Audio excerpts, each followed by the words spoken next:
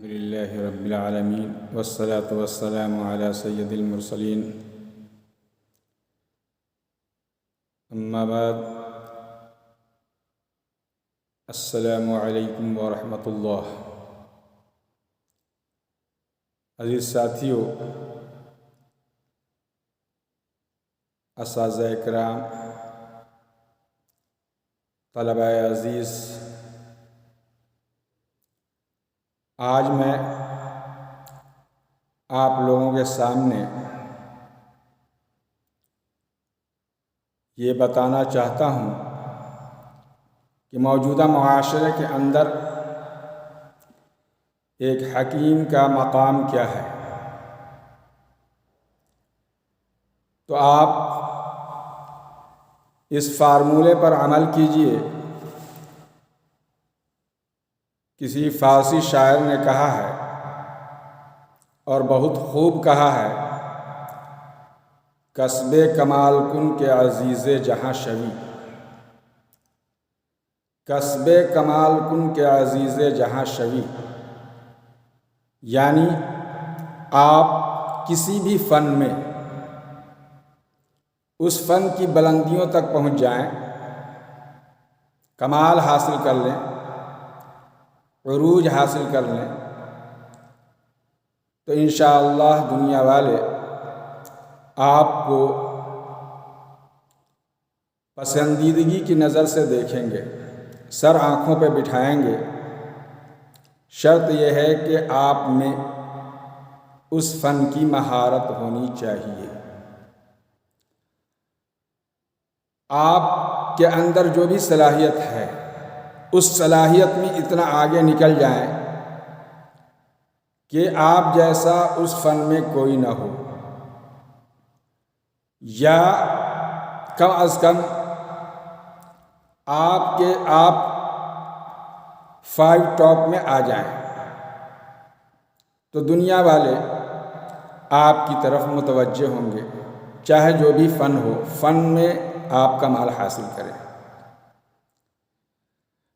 ہم اس جگہ آپ کو یہ بتانا چاہتے ہیں کہ موجودہ معاشرے کے اندر ایک حکیم کا کیا مقام ہے۔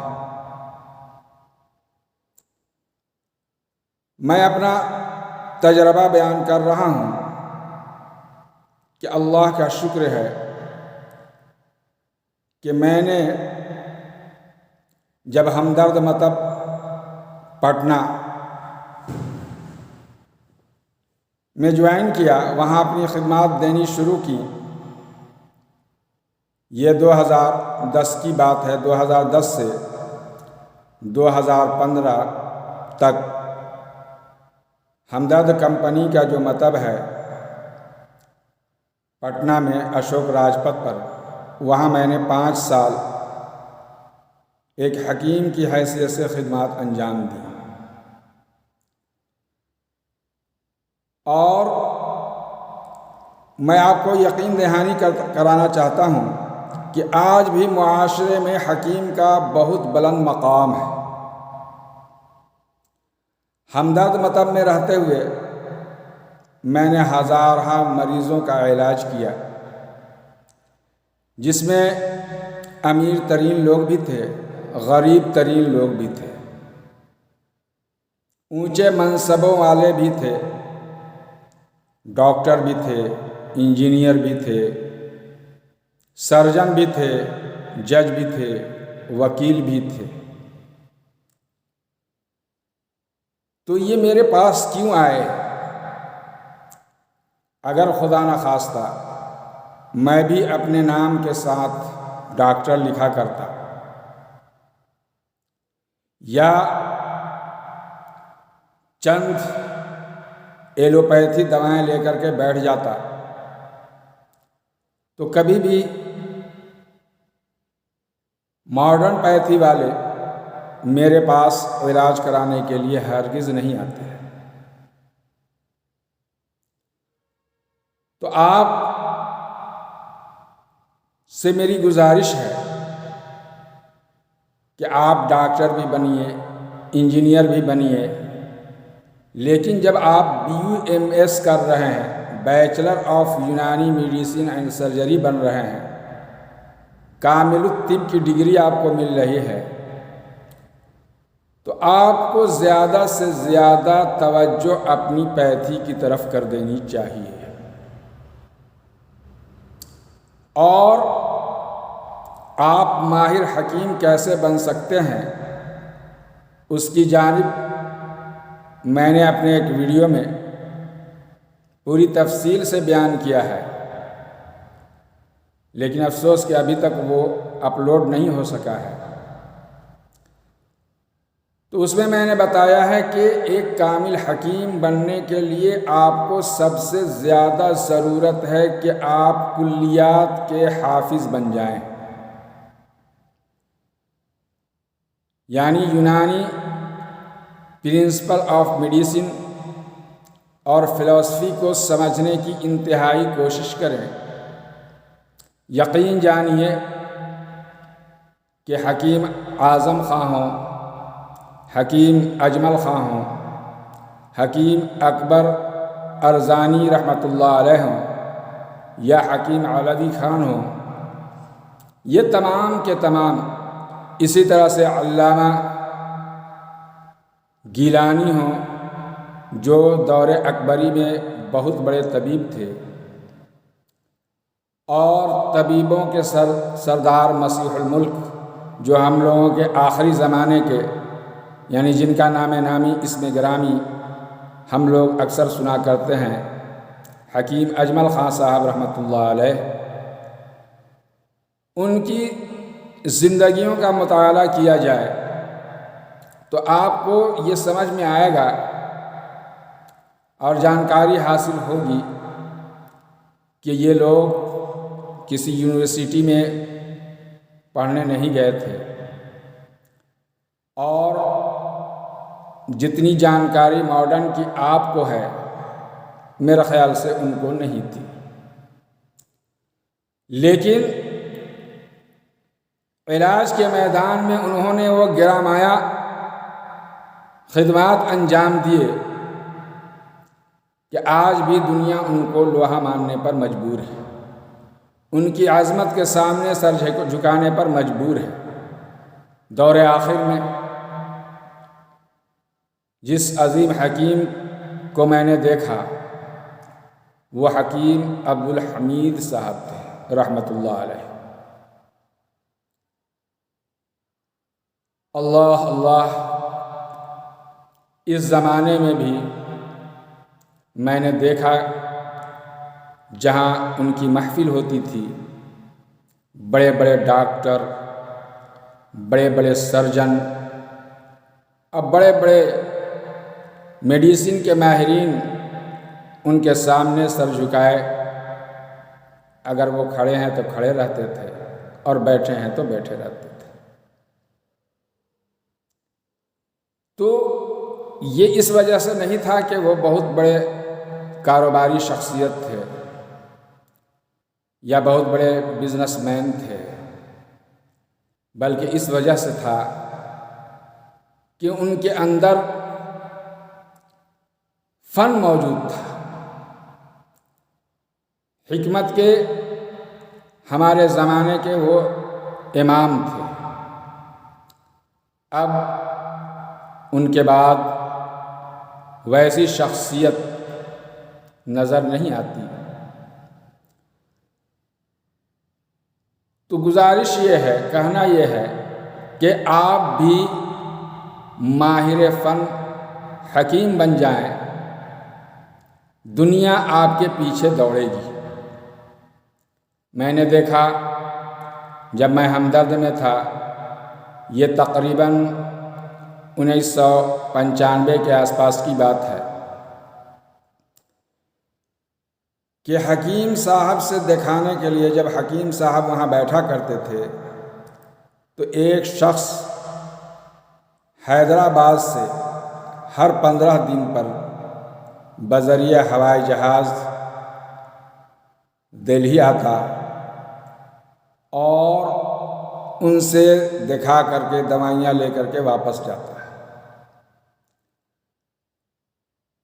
میرے محترم، اگر وہ ایک حکیم کی حیثیت سے دنیا کے سامنے نہیں بیٹھتے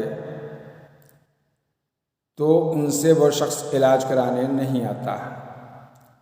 اسی طرح سے میں نے سنا ہے کہ برطانیہ کا جو پرنس تھا، پرنس چارلس، وہ بھی حکیم صاحب سے دوائیں لیتا تھا۔ تو بتائیے کہ ایک حکیم کا کتنا بڑا مقام ہے، اور آپ ماہر فن جب حکیم بنیے گا تو دنیا آپ کی عزت کرے گی، عظمت کرے گی، آپ کو سر آنکھوں پہ بٹھائے گی۔ جیسا کہ میرے ساتھ تجربہ ہوا کہ بڑے بڑے ڈاکٹروں کے رپورٹ لیے ہوئے، ان سے مایوس ہو کر کے لوٹے ہوئے لوگ میرے پاس آتے تھے۔